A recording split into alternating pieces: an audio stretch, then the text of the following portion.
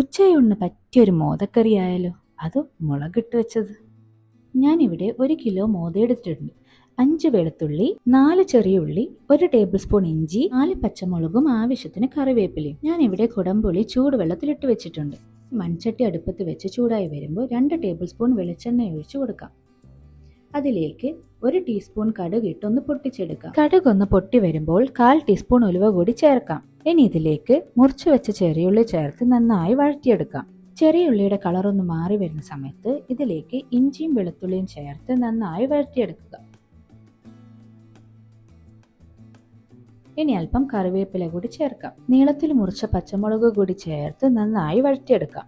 ഇനി ഇതിലേക്ക് 1/4 ടീസ്പൂൺ മഞ്ഞൾപ്പൊടി, 2 ടേബിൾ സ്പൂൺ കാശ്മീരി മുളക് പൊടിയും കൂടി ചേർത്ത് നന്നായി പൊടികളുടെ പച്ചമണം മാറുന്നത് വരെ ഒന്ന് വഴറ്റിയെടുക്കാം.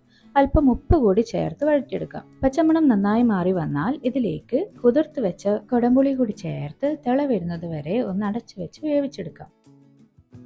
നല്ലതുപോലെ തിള വന്നിട്ടുണ്ട്, നോക്കിക്കേ. ഇനി ഗ്രേവിക്ക് ആവശ്യമായിട്ടുള്ള വെള്ളം കൂടി ചേർത്ത് ഞാൻ ഇവിടെ ചൂടുവെള്ളമാണ് ചേർക്കുന്നത്. നല്ലതുപോലെ മിക്സ് ചെയ്തെടുക്കാം.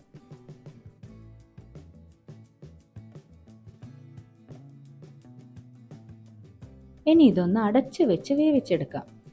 ഗ്രേവിയൊക്കെ നല്ലതുപോലെ തിളച്ച് വറ്റാൻ തുടങ്ങുന്ന സമയത്ത് ഇതിലേക്ക് മീൻ കഷ്ണങ്ങൾ ഓരോന്നായി ഇട്ട് കൊടുക്കാം.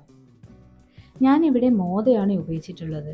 ഇതേപോലെ നമുക്ക് മത്തിയിലോ അയക്കൂറയിലോ ഏതിൽ വേണമെങ്കിലും ചെയ്തെടുക്കാവുന്നതാണ്. നല്ലതുപോലെ ഗ്രേവിയൊക്കെ വറ്റി വന്നിട്ടുണ്ട്, നോക്കിക്കേ. അധികം സ്പൂൺ ഇട്ട് ഇളക്കരുത് കേട്ടോ, കാരണം കഷ്ണം അടിഞ്ഞു പോകാൻ ചാൻസ് ഉണ്ട്. ജസ്റ്റ് ഒന്ന് തട്ടി കൊടുക്കാനേ പാടുള്ളൂ. ഈ സമയത്ത് 1/4 ടീസ്പൂൺ ഉലുവാപ്പൊടിയും 1 നുള്ള് കായപ്പൊടിയും കൂടി ചേർത്ത് ഒന്ന് ഇളക്കി കൊടുത്തതിന് ശേഷം 2 മിനിറ്റ് കൂടി അടച്ചു വെച്ച് വേവിച്ചെടുക്കാം.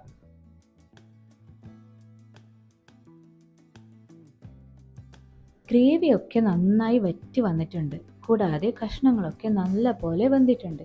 ഇനി ഇതിലേക്ക് അല്പം വെളിച്ചെണ്ണയും ചേർത്ത് ആവശ്യത്തിനുള്ള കറിവേപ്പില കൂടി ചേർത്തതിന് ശേഷം അടച്ചു വെച്ച് തീ ഓഫ് ചെയ്യും. കിടിലൻ രുചിയാണ് കേട്ടോ. എല്ലാവരും ട്രൈ ചെയ്ത് നിങ്ങളുടെ അഭിപ്രായം കമൻറ്റ് ബോക്സിൽ ഇടാനും ചാനൽ സബ്സ്ക്രൈബ് ചെയ്യാനും മറക്കരുത്.